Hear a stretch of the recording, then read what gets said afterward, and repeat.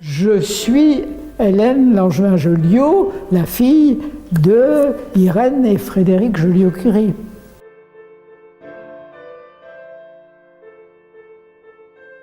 Je dirais que l'idée de faire de la science était, enfin d'essayer de faire de la science, était quelque chose qui était rentré en moi de façon très naturelle. Vous comprenez bien que moi-même et mon frère, nous vivions dans une famille où nos parents étaient deux scientifiques. Je les voyais partir au laboratoire, ils discutaient de ce qu'ils faisaient, ils avaient l'air très contents de ce qu'ils faisaient. Et j'entendais souvent parler de science. Bon, j'y comprenais pas grand-chose, mais j'entendais parler de science. Ça faisait partie de l'univers. Et ma mère, plus que mon père, qui avait d'autres préoccupations à ce moment-là, m'incitait à faire ce qu'on pourrait appeler de petites expériences. À l'époque, si vous alliez dans une boutique de chimie et que vous voulez acheter un produit pour faire des beaux cristaux colorés, des alun, des sulfates, etc., c'était très facile. On ne vous demandait rien de particulier pour justifier que vous pouviez acheter ça. Bon, pour avoir des petits instruments de chimie, pas très compliqués, mais quand même, avec lesquels on peut faire des bêtises, c'était pas difficile du tout de se procurer ça. Donc j'ai pu faire croître de très jolis cristaux. Il faut être patient, ça prend 2 mois, couche par couche, mais c'est admirable et très beau.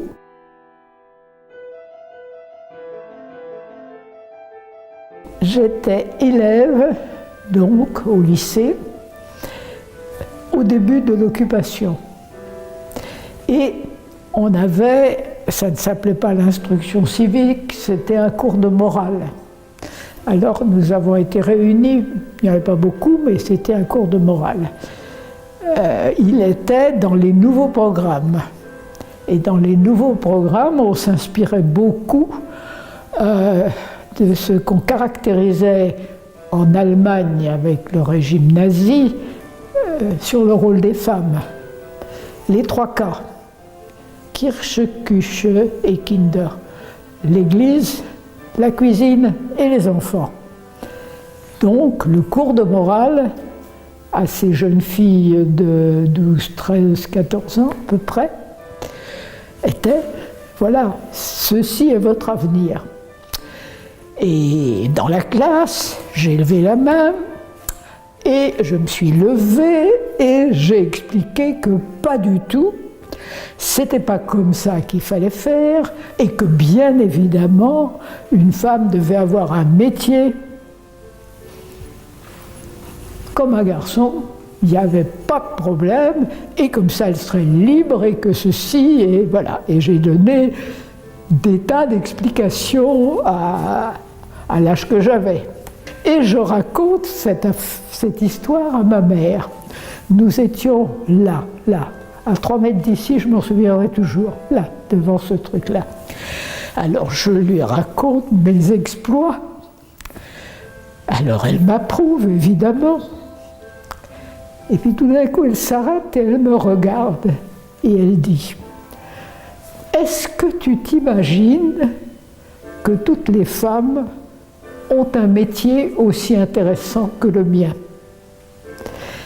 Et je me suis rendu compte à ce moment-là que pour moi, avoir un métier, ben c'était ça, ou quelque chose d'équivalent. Bon, ça m'a fait beaucoup réfléchir. Et elle a complété en disant que la femme devait avoir le droit et choisir.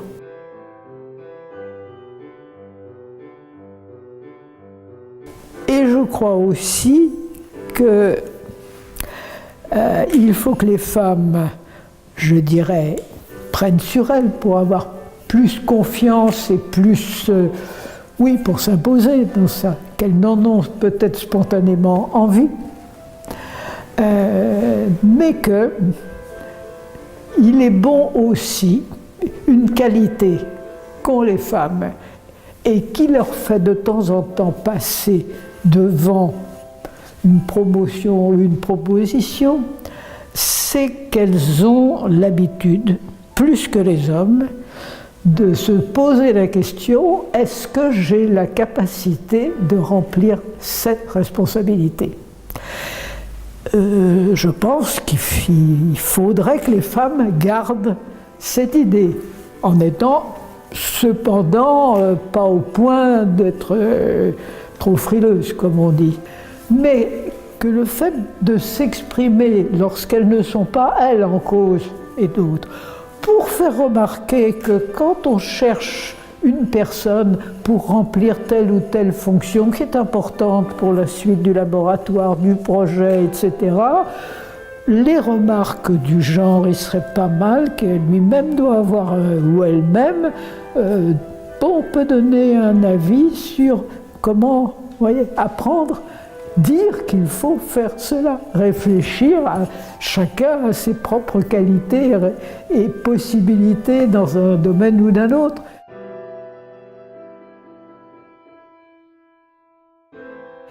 Toshiko Yuasa, c'est un personnage, une personnalité qu'on n'oublie pas. Je l'ai vu la première fois, jeune, en costume traditionnel, venir rendre visite à mes parents, ici même, dans le jardin. Et c'est un souvenir qu'on n'oublie pas. Quand on réfléchit à son parcours, c'est quand même extraordinaire. Parce que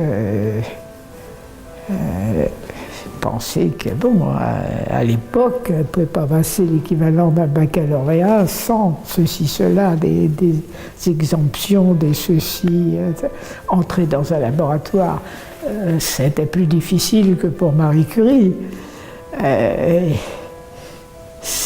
disait toujours que le livre qu'a écrit ma tante, Madame Curie, avait fait de Marie son mentor, d'une certaine façon, à la fois pour aimer la science, vouloir faire de la science, et ne pas hésiter à quitter son pays pour aller le faire là où on pouvait le faire dans de meilleures conditions.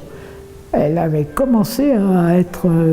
elle avait été acceptée plus ou moins au départ au Japon. Et puis elle a bien vu que ça n'allait pas aller très loin. Et donc elle s'est expatriée de très loin pour aller faire sa thèse à Paris.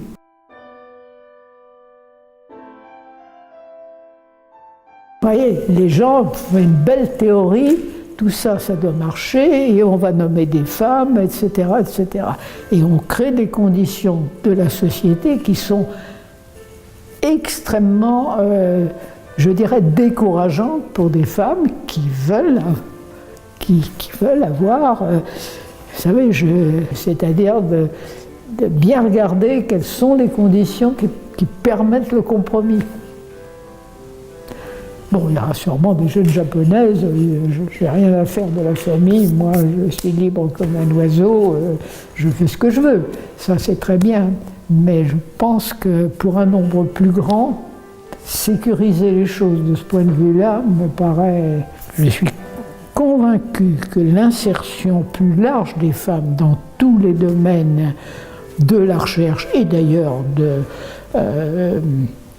de la recherche technologique dans les industries, etc., passe par garantir en même temps leur liberté d'avoir une famille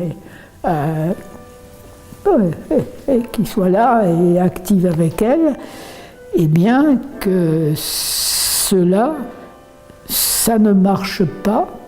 Quand ma mère s'est exprimée dans les années 30, la fin des années 30, on lui posait des questions puisqu'elle était secrétaire d'État à la recherche scientifique. Pas longtemps, mais quand même. Qu'est-ce que vous souhaitez aux jeunes filles ? Et ma mère répondait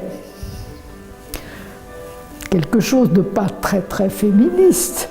Elle répondait « Je souhaite aux jeunes filles ce que j'ai moi-même, un mari aimé, des enfants et un métier qui les passionne. Vous voyez, si vous voyez la vie comme ça, c'est plus facile d'aller faire de la science. Dans mes conférences sur Marie Curie, même sur Marie Curie, elle le disait elle-même, je n'ai pas sacrifié ma vie à la science, j'ai donné beaucoup de temps à la science parce que je le voulais. Mais elle voulait aussi aller se promener avec ses filles.